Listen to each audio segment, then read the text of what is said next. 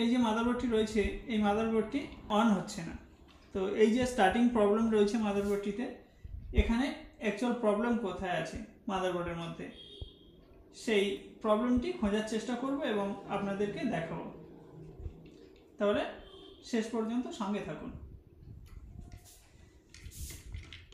এখানে এই যে এসএমপিএস রয়েছে, এসএমপিএসটি এখানে নতুন এসএমপিএস আছে, এসএমপিএস এ কোনো প্রবলেম নেই। পাওয়ার কেবল কানেক্ট করব মাদারবোর্ডের সঙ্গে, 24 পিন পাওয়ার কেবল কানেক্ট করছি।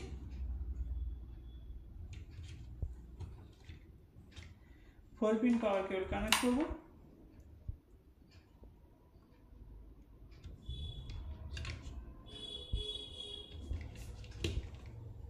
কানেক্ট করা হয়ে গেছে পাওয়ার কেবলগুলি, এখন চালু করব। এসএমপিএস এর পাওয়ার অন করে দিলাম, স্টার্ট করব মাদারবোর্ডটি। দেখুন শর্ট করছি এলএজের কার্ড, এবং এদিকে যদি তাকান দেখবেন মাদারবোর্ড কিন্তু অন হচ্ছে না।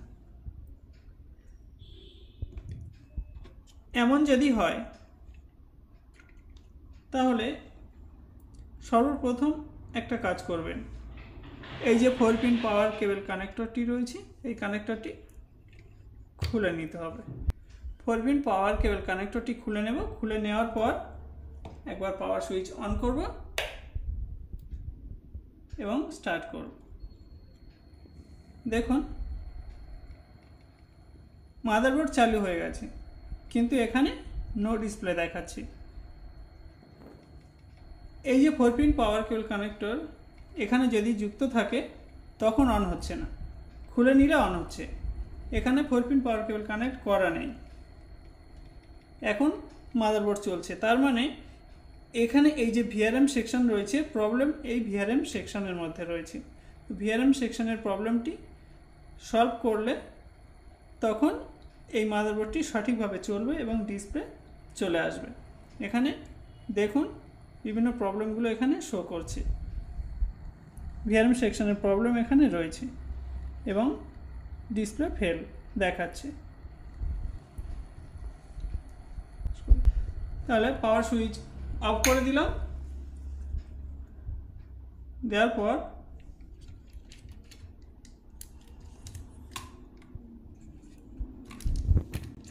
এই যে প্রসেসরটি রয়েছে এই প্রসেসরটি একবার আমরা চেঞ্জ করে দেখব।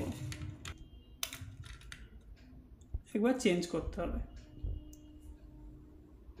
অন্য একটি প্রসেসর ওখানে ব্যবহার করব।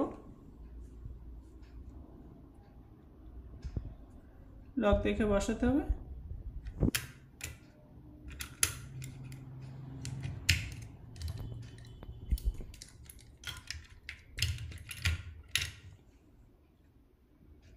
এখন এই যে 4 পিন পাওয়ার কেবল কানেক্টরটি যুক্ত করে দেব।